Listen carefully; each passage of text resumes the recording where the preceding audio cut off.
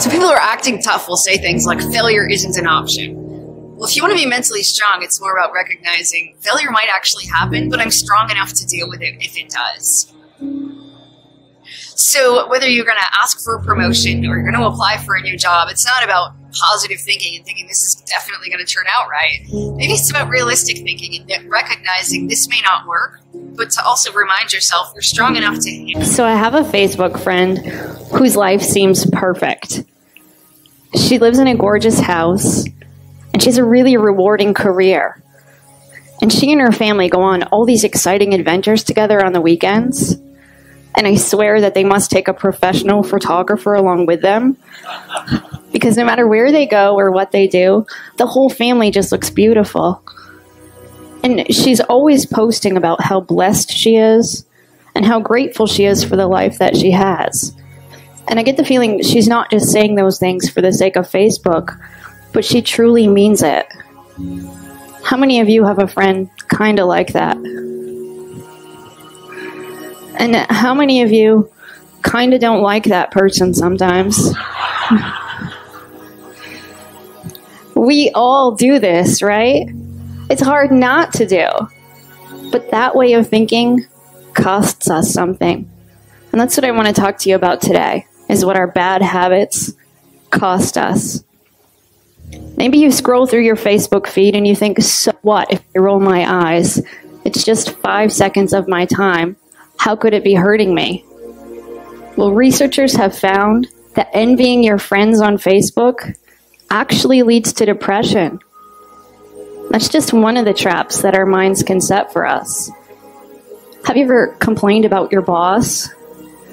Or looked at your friends' lives and thought, why do they have all the luck?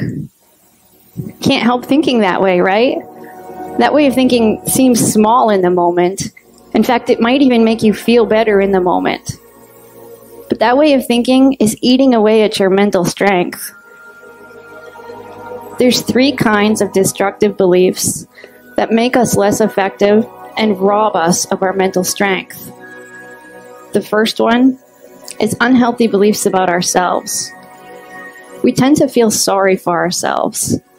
And while it's okay to be sad when something bad happens, self-pity goes beyond that. It's when you start to magnify your misfortune. When you think things like, why do these things always have to happen to me? I shouldn't have to deal with it. That way of thinking keeps you stuck, keeps you focused on the problem, keeps you from finding a solution.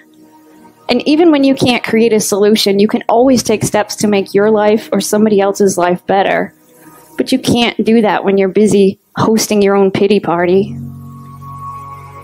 The second type of destructive belief that holds us back is unhealthy beliefs about others. We think that other people can control us, and we give away our power. The third type of unhealthy belief that holds us back is unhealthy beliefs about the world.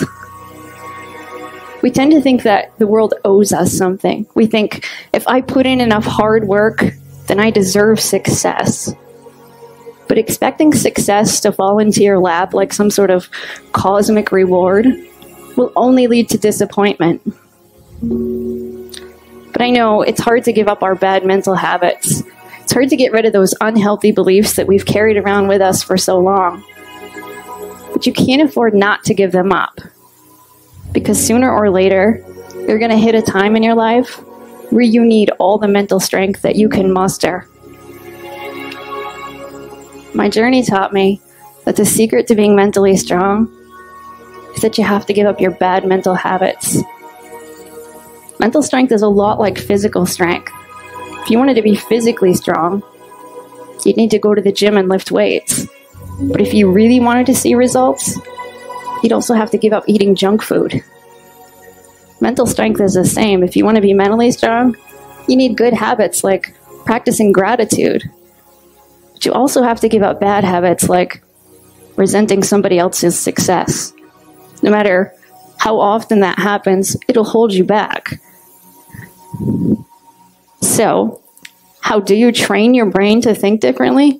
How do you give up those bad mental habits that you've carried around with you? It starts by countering those unhealthy beliefs that I talked about with healthier ones. For example, unhealthy beliefs about ourselves mostly come about because we're uncomfortable with our feelings. Feeling sad or hurt or angry or scared, those things are all uncomfortable. So we go to great lengths to avoid that discomfort. We try to escape it by doing things like hosting a pity party. And although that's a temporary distraction, it just prolongs the pain. The only way to get through uncomfortable emotions, the only way to deal with them is that you have to go through them, to let yourself feel sad and then move on, and to gain confidence in your ability to deal with that discomfort. Unhealthy beliefs about others come about because we compare ourselves to other people. We think that they're either above us or below us, or we think that they can control how we feel or that we can control how they behave, or we blame them for holding us back. But really, it's our own choices that do that. You have to accept that you're your own person and other people are separate from you. The only person you should compare yourself to is the person that you were yesterday. And unhealthy beliefs about the world come about because deep down, we want the world to be fair. We want to think that if we put in enough good deeds, enough good things will happen to us. Or if we tough it out through enough bad times, we'll get some sort of reward. But ultimately, you have to accept that life isn't fair. And that can be liberating. It means you won't necessarily be rewarded for your goodness, but it also means no matter how much you've suffered, you're not doomed to keep suffering. The world doesn't work that way. Your world is what you make it. But of course, before you can change your world, you have to believe that you can change it. I once worked with this man who had been diabetic for years. His doctor referred him to therapy because he had some bad mental habits that were starting to affect his physical health. His mother had died from complications of diabetes at a young age, so he just believed he was doomed, and he'd given up trying to manage his blood sugar altogether. In fact, his blood sugar had gotten so high lately that it was starting to affect his vision, and he had his driver's license taken away, and his world was shrinking. When he came into my office, it was clear he knew all the things he could do to manage his blood sugar. He just didn't think it was worth the effort. But eventually, he agreed to make one small change. He said, I'll give up my 2-liter-a-day Pepsi habit, and I'll trade it in for Diet Pepsi. And he couldn't believe how quickly his numbers started to improve. And even though he came in every week to remind me how horrible Diet Pepsi tasted, he stuck with it. And once he started to see a little bit of improvement, he said, well, maybe I could look at some of my other habits. And he said I could trade in my nightly bowl of ice cream for a snack with a little less sugar. And then one day he was at a thrift store with some friends, and he found this beat-up old exercise bike. He bought it for a couple of bucks, and he brought it home and he parked it in front of his TV. And he started to pedal while he'd watch some of his favorite shows every night. And not only did he lose weight, but one day he noticed he could see the TV just a little bit more clearly than he had before. And suddenly it occurred to him, maybe the damage done to his eyesight wasn't permanent. So he set a new goal for himself to get his driver's license back. And from that day forward, he was on fire. By the end of our time together, he was coming in every week saying, okay, what are we going to do this week? Because he finally believed that he could change his world and that he had the mental strength to change it and that he could give up his bad mental habits. And it all started with just one small step.